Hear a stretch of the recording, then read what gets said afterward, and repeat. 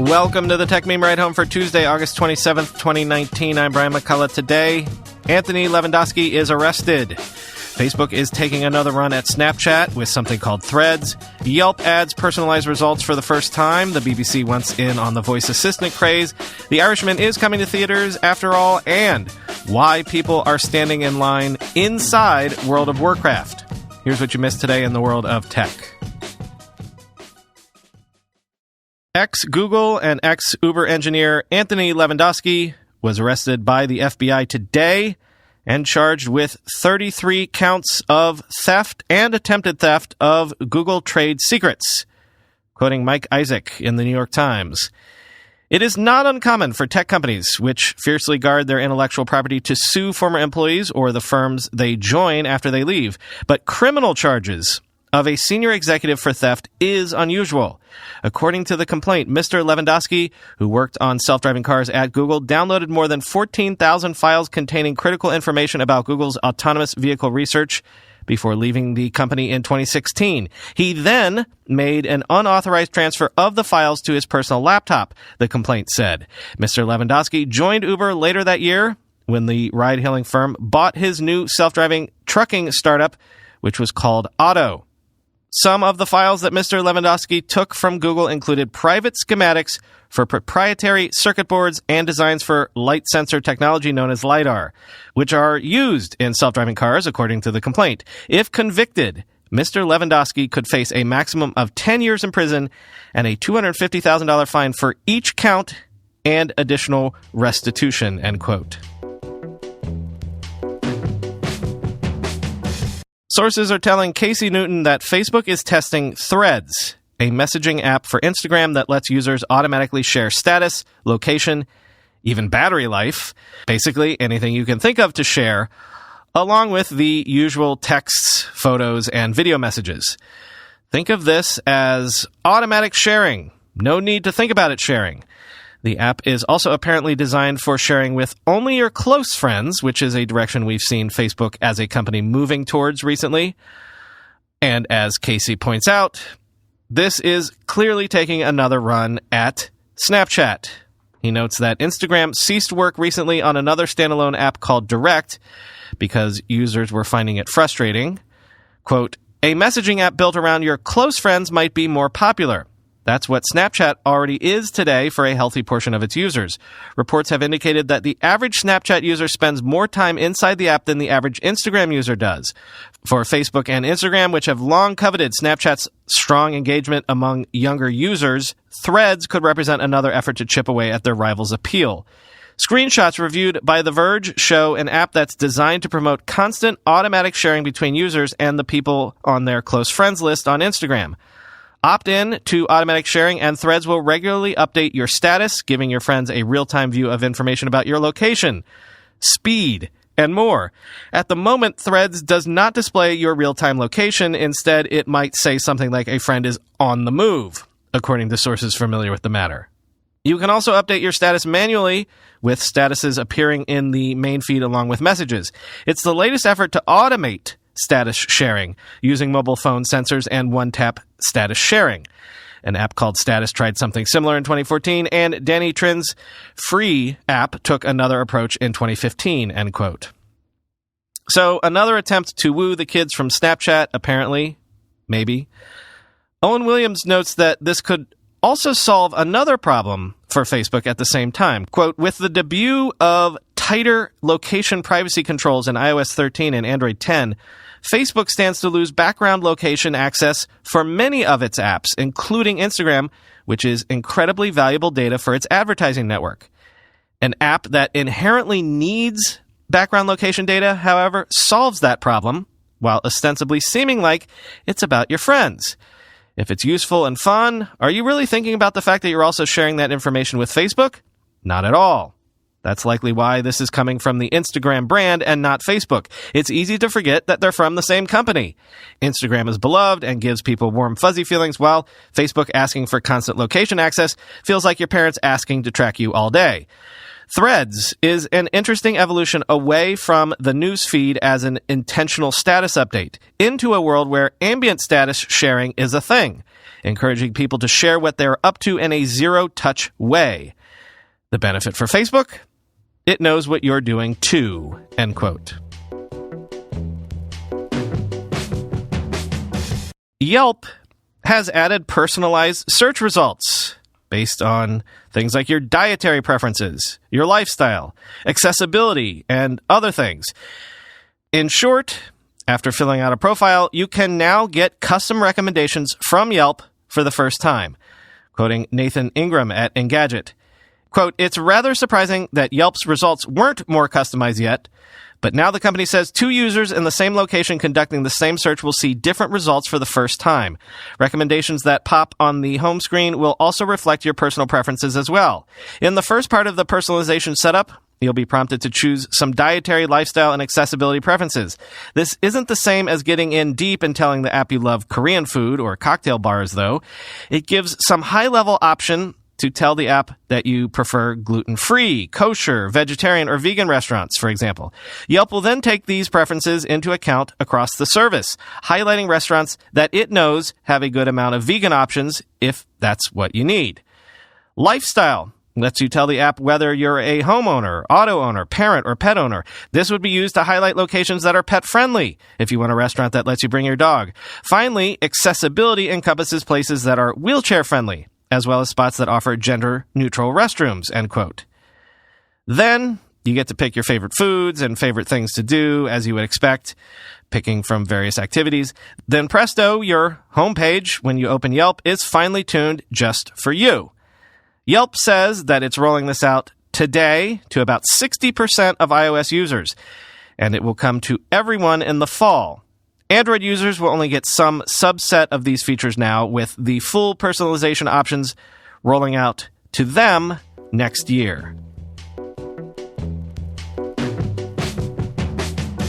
The BBC wants to get into the voice assistant game. They're going to launch Beeb, their own voice assistant, later this year. Beeb will be built into the BBC's website, as well as its iPlayer app on smart TVs. And the corporation promises it will work with British accents, because apparently that's been a problem. Quoting The Guardian, "While some U.S.-developed products have struggled to understand strong regional accents, the BBC will this week ask staff in offices around the UK to record their voices and make sure the software understands them. The BBC currently has no plans to launch a standalone physical product such as Amazon's Echo speaker or a Google Home device.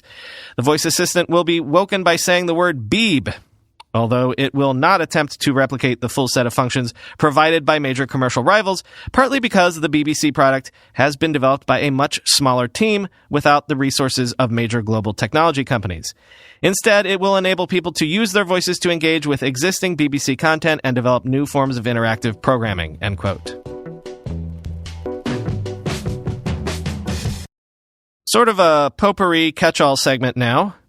Sprint has launched 5G coverage in New York City, Phoenix, and Washington, D.C. today, August 27th, and 5G will be turned on in Los Angeles tomorrow.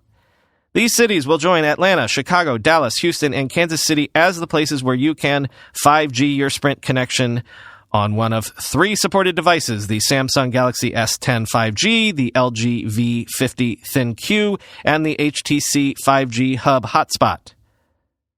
Microsoft has announced a Surface event scheduled for October 2nd here in New York City, where one would expect updated Surface hardware, of course, but also, possibly, that rumored dual-screen device, codenamed Centaurus, which Microsoft has apparently been working on for 2 years.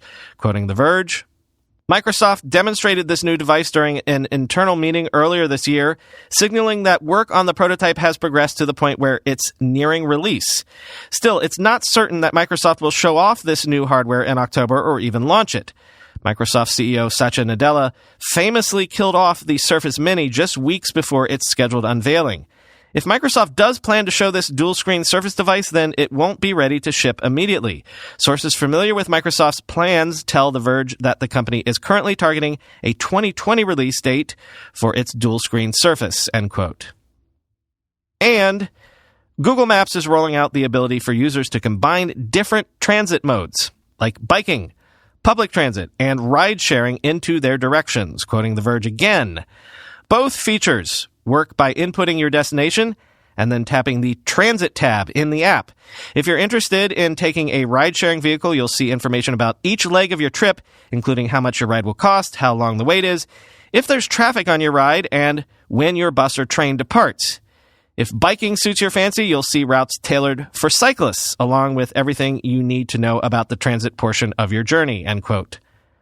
The new transit options are starting to roll out today on iOS.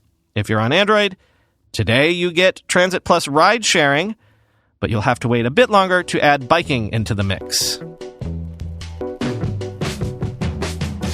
Quick follow-up to something we spoke about recently. Yes, the Scorsese crime drama, The Irishman, will get a theatrical release after all. The premiere of the movie will be September 27th at the New York Film Festival. Then it will hit theaters for a limited release beginning November 1st. Then it will hit your Netflix screen on November 27th. Remember, theater owners were putting their foot down about not having a longer window of exclusivity to screen The Irishman, and Netflix was making moves to possibly put their foot down, suggesting that it didn't need much of a theatrical run at all, other than to qualify for awards consideration. And poor Marty just wanted people to at least have the chance to see his movie on the big screen if they wanted to. It's unclear who blinked here, but then it's also unclear which theater chains are going to run the movie, quoting from Variety.